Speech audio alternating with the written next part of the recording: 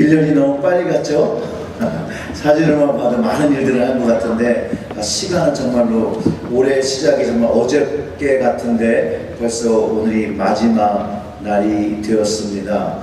먼저 우리 좌우 옆에 계신 분들하고 이렇게 인사하겠습니다. 형제님 또는 자매님, 우리가 하던 거죠. 자매님의 얼굴을 배우니, 형제님의 얼굴을 배우니 하나님의 영광을 뵙는 것 같습니다 라고 인사해 주시기 부탁드립니다.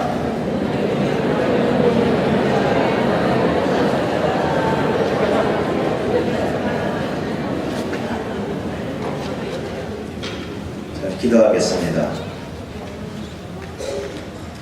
하나님, 2019년을 생각하며 또 2018년을 마감하며 하나님의 말씀을 듣기를 소원합니다. 하나님의 말씀이 우리의 심령에 새겨져서 본질적인 하나님의 말씀을 가지고 그것을 분별하며 하나님께 우리의 인생을 드리기에 힘쓰며 살아가는 저희들이 되어질 수 있도록 이 시간에 말씀을 듣는 시간 축복하여 주시옵고 성령께서 주관하여 주셔서 이 시간에 하나님 앞에 우리의 자신을 돌아보는 시간 될 수 있고 또 새롭게 재헌신할 수 있는 시간 되어질 수 있도록 이 시간을 주장하여 주시옵소서. 이 모든 말씀 우리 구주 예수님의 이름으로 기도드렸습니다. 아멘. 2019년의 표어를 말씀 위에 세우는 교회라고 정했습니다. 새해를 시작하며 한 해 동안 각 가정에서부터 먼저 말씀 위에 세우는 과정이 되고 또 말씀 위에 세우는 우리 체리힐제일교회가 되기를 희망합니다. 그럼 말씀 위에 세운다는 의미를 좀 먼저 살펴보기를 원합니다. 말씀 위에 세운다라고 하면 먼저 그 마태복음 7장 24절과 25절에 있는 그 반석 위에 지은 집을 생각하게 됩니다. 왜냐하면 집을 지을 때는 먼저 그 기초석이 잘 준비되어야 견고한 집을 지을 수 있다는 그런 좋은 비유입니다.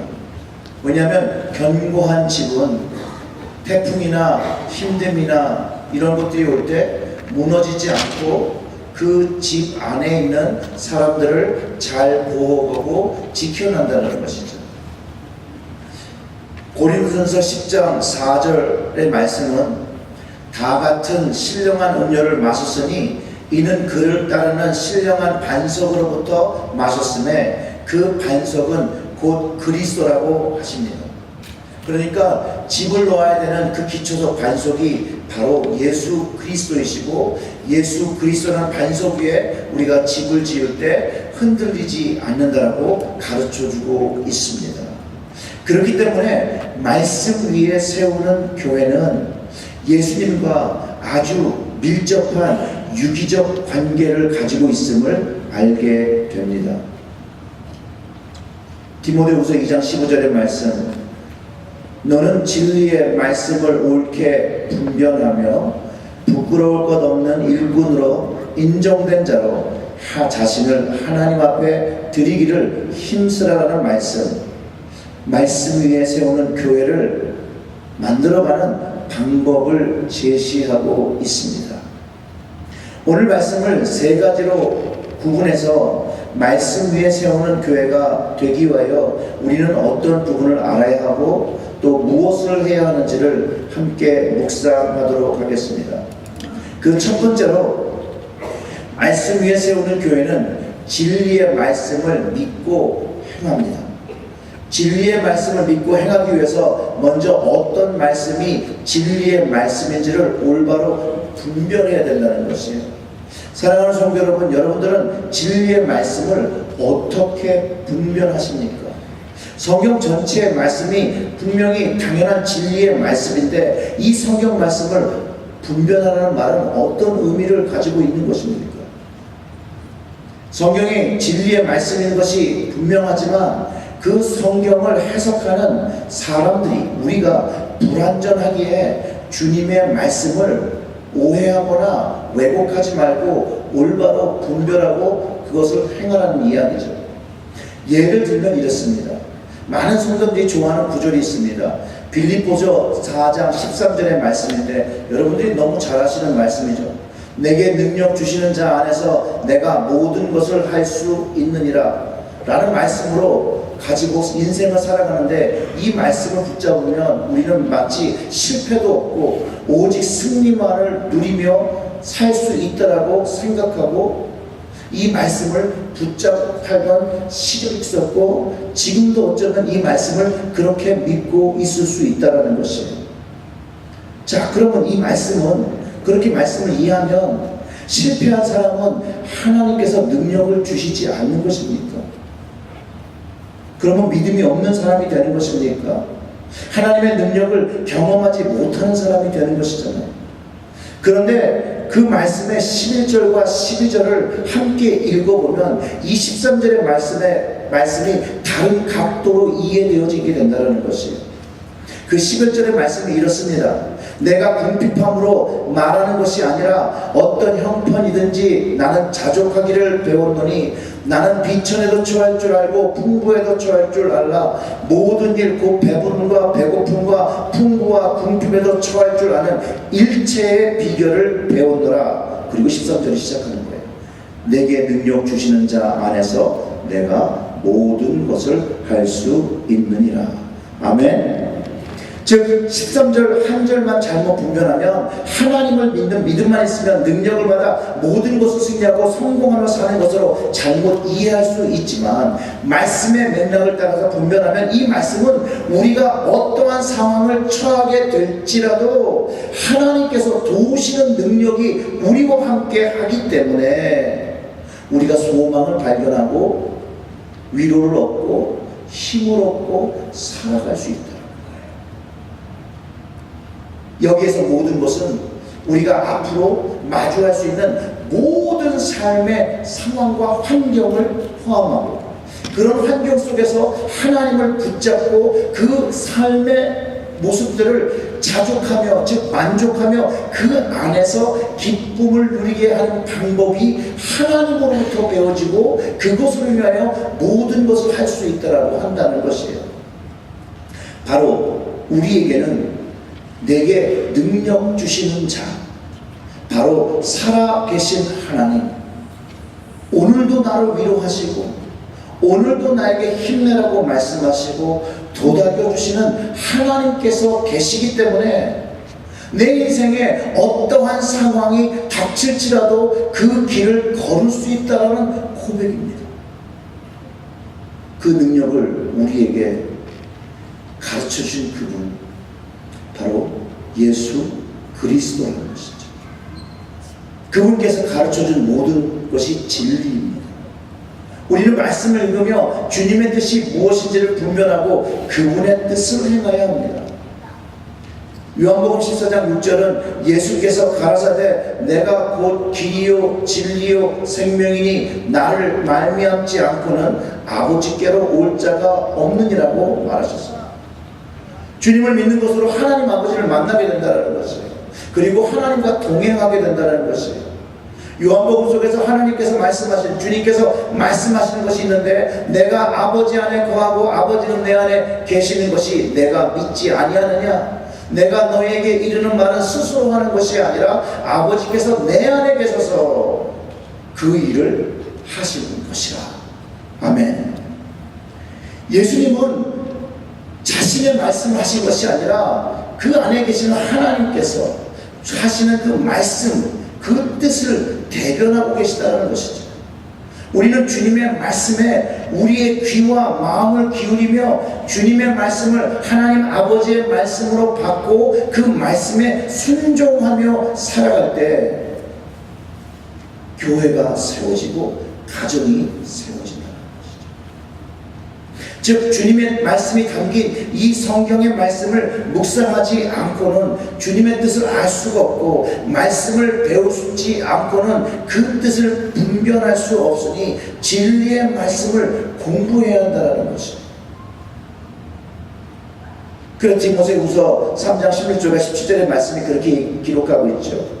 모든 성경은 하나님의 감동으로 된 것으로 교훈과 책망과 바르게 함과 의로 교육하기에 유익하니 이는 하나님의 사람으로 온전하게 하며 모든 선한 일을 행할 능력을 갖추게 하려 함이라. 아멘. 하나님의 말씀으로 우리가 그 능력을 갖추어 우리가 교회를 세우는 그것이 말씀 위에 세우는 교회라는 것입니다. 사랑하는 성도 여러분, 하나님의 진리의 말씀을 분별하며 행하기 위해서 먼저 말씀을 가까이 하시기를 주님의 이름으로 축원합니다. 그리고 두 번째로는 말씀 위에 세우는 교회는 부끄러울 것이 없는 일꾼으로 살아야 합니다. 말씀 위에 세우는 교회 안의 성도들은 첫 번째 말씀대로 살아야 하고요, 또 말씀을 전하며 살아야 합니다. 그렇기 때문에 부끄러운 모습이 없어야 한다는 것이에요. 특별히 교회뿐만 아니라 가정에서도 또 밖에서 선한 모습으로 살아야 한다는 것이죠.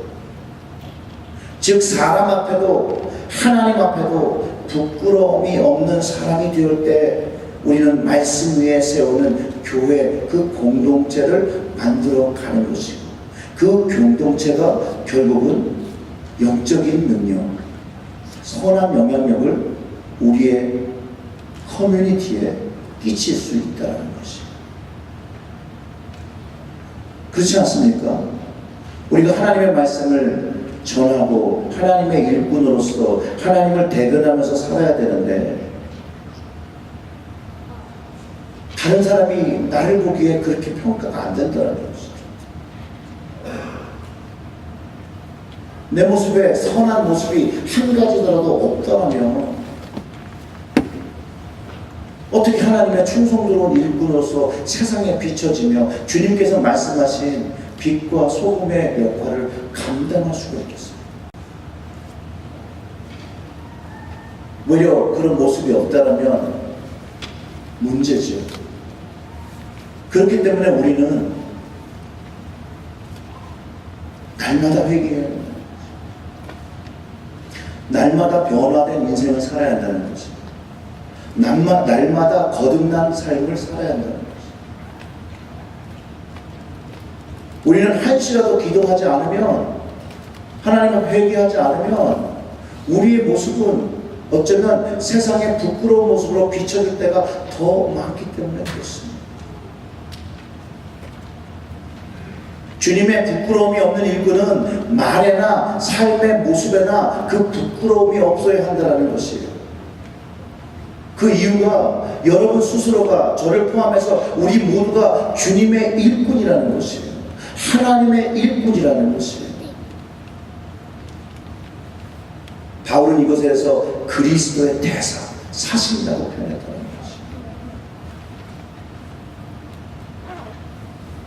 주님을 대변하는 주님의 일꾼이기 때문에 세상에서 더욱이 부끄러운 모습으로 살면 안 된다는 것이에요. 왜냐하면 주님의 일꾼은 주님의 진리의 말씀을 전해야 되는데, 주님의 말씀을 전하는 자로 책임 있는 삶을 살아야 한다는 것입니다. 그렇지 않으면 나의 부끄러운 모습 때문에 복음의 문이 막힐 수 있다는 것입니다. 이것은 하나님의 그 뜻과 반대하는 것이라는 것이죠. 하나님은 한 영혼이라도 구원하시기 위해서 그의 독생자를 십자가에서 피 흘리게 하시고 죽이시고 모진 고통을 당하게 하셨다는 거예요. 그런데 우리의 모습이 주님을 닮지 못하고 하나님의 뜻을 닮지 못하고 살아가고 여전히 부끄러운 모습으로 세상 속에서 손가락질 받으며 살아간다면 주님 앞에, 하나님 앞에 큰 죄를 짓는다는 것이. 그렇기 때문에 우리는 죄를 고백하고 회개해야 되는 것이, 날마다 해야 되는 것이, 매 순간 해야 되는 것이. 그렇기 때문에 말씀 위에 세우는 교회는 하나님 앞에 자신을 드리는 것에 힘써야 합니다. 디모데후서 4장 2절부터 4절의 말씀은 이렇게 요구합니다. 너는 말씀을 전파하라. 때를 얻든지 못 얻든지 항상 힘쓰라. 범사에 오래 참음과 가르침으로 경책하며 경계하며 권하라. 때가 이르니 사람이 바른 교훈을 받지 아니하며 귀가 가려워서 자기의 사욕을 따를 스승을 많이 두고 또 그 귀의 진리를 돌이켜 허탄한 이야기를 따르리라라고 기록하고 있습니다. 예수 그리스도의 사랑을 경험한 사람들은 하나님의 그 진리의 말씀을 전하는 것에 자신을 드려야 한다는 것이, 그 자신을 드리는 것에 힘써야 한다는 것이, 그 복음의 말씀과 예수 그리스도를 전함에 있어 때를 얻든지 못 얻든지 항상 힘써야 한다는 것이에요. 말씀을 전파하고 예수님을 증거하기 위해서 모든 것에 오래 참으라고 말씀이 가르쳐주고 있다는 것이에요. 그리고 주님의 가르침으로 끊임없이 경책하고 경계하며 권면하라고 가르쳐줍니다. 성경은 세상이 분명히 바른 교훈, 하나님의 말씀을 듣지 않는 때가 온다고 했습니다. 사실 어떻게 보면 오늘날의 모습이 바로 하나님의 말씀, 그 바른 교훈을 듣지 않는 시대라는 것이죠. 오히려 하나님의 말씀을 무너뜨리기 위해서 온갖 것들로 성경을 깨뜨리고 왜곡하려고 들고 있다는 것이에요. 성경 속에 담긴 역사적인 사실도 허구로 만들고요. 그런 이야기들을 무기 삼아서 하나님의 진리의 말씀을 거부합니다.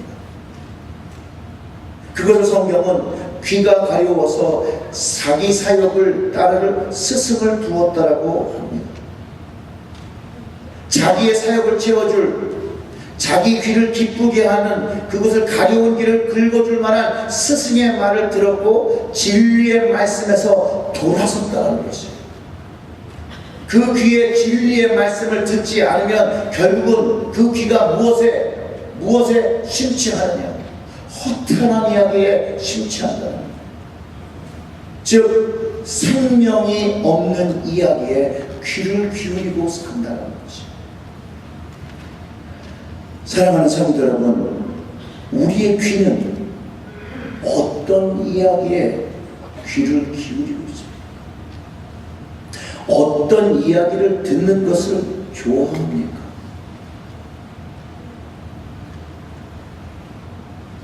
남들이 욕하는 이야기 좋아하십니까? 여자 이야기 좋아하세요? 남자 이야기 좋아하세요? 바람핀 이야기? 음담패설? 무엇인가 잘못된 이야기? 정치 이야기? 골프 이야기? 명품 이야기? 자식 잘된 이야기? 목사로 치면 이래요. 남의 교회 잘못된 이야기? 교회 잘 얻은 파송 잘 받은 이야기? 파송이 생각보다 못한 곳으로 간 이야기? 감독 욕하는 이야기? 이 부분엔 저도 회개가 절로 됩니다. 어떤 이야기가 여러분의 귀에 들어옵니까? 앞에 나열한 모든 이야기는 진실로 우리에게 생명을 주는 이야기입니까, 여러분? 아닙니다. 이런 이야기는 죽은 이야기입니다. 사망의 이야기입니다. 근데 우리의 현실은 이런 이야기들이 우리의 가려운 귀를 긁어주고 우리 스스로를 진리의 말씀에서 우리의 귀와 마음을 멀어지게 하고 있다는 것이에요. 말씀 위에 세우는 가정과 교회가 되기 위해서 우리 눈과 입과 마음에 주님의 생명의 이야기를 담을 때 우리는 예수 그리스도께서 반석 되시는 교회를 만들어가는 것입니다. 사랑하는 성도 여러분, 2019년에는 2018년에는 그렇게 살지 못했을지라도 2019년에는 나의 가정으로부터 교회까지 주님의 말씀 위에 세우고 때를 얻든지 못 얻든지 오직 진리의 말씀을 분별하여 전하고 가르치고 선포하는 체리힐제일교회 성도님들이 되시기를 주님의 이름으로 축원합니다. 다 같이 기도하겠습니다. 주님, 하나님의 말씀에 집중하여 우리의 심령이 변화될 수 있도록 하나님께서 인도하시기를 간절히 소원합니다. 특별히 2019년의 표를 말씀 위에 세우는 교회로 정했습니다. 먼저 우리의 가정이 말씀 위에 세워지게 하시고 우리의 교회가 말씀 위에 세워져 진실로 주님께서 우리에게 바라시는, 교회에게 바라시는 이 세상의 소금과 빛의 역할을 똑똑히 감당할 수 있도록 저희의 가정과 교회를 세워 주시옵소서. 세상의 허탄한 것에 우리의 귀와 마음을 뺏기지 아니하고 오직 하나님의 말씀과 하나님의 생명에 우리의 마음과 귀와 눈을 맞출 수 있도록 성령님, 저희들의 그 순간순간마다 저희와 동행하여 주시옵소서. 이 모든 말씀 우리 구주 예수님의 이름으로 기도드렸습니다. 아멘.